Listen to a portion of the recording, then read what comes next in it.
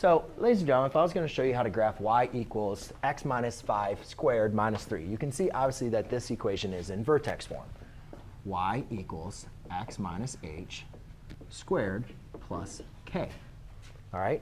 So the first thing we want to do is just like we did before, just like we did with the others. We want to identify the axis symmetry. So the axis of symmetry is x equals 5. All right? Notice it's x opposite of h.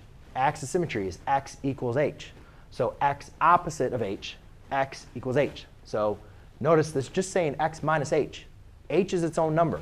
So the axis is just what h is. It's not negative h. It's like you guys, if you want to think of it like the opposite of what's inside the function, right? See how this is like negative h and then that's h? It's like the opposite inside of there.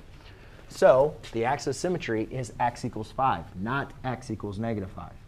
The vertex is the same as the axis of symmetry as far as the value of h.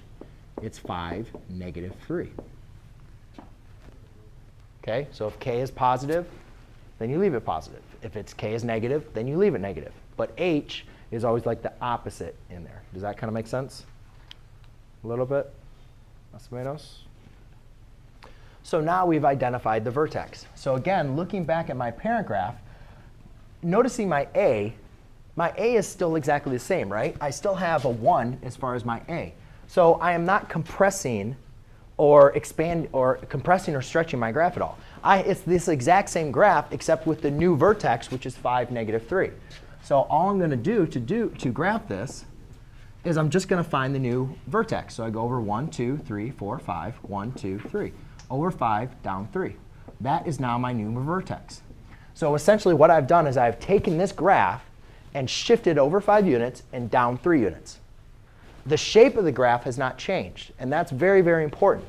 Since the A is 1 here and the A is 1 there, the shape of the graph has not changed. So here, if here's my vertex, to find the next point, I just go over 1, up 1.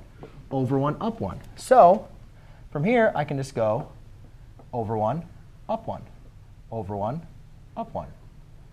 That should be my vertex.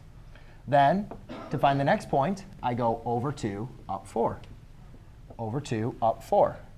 1, 2, 3, 4.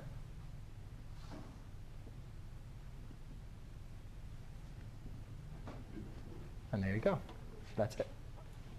And you can obviously see, was my A positive? Yes. Does the graph open up? Yes. So that's how it works. All right? So when it's in vertex form, you guys can see it's nice because you can simply just apply the transformations that need to be. Make sure you guys are doing the word problem as well.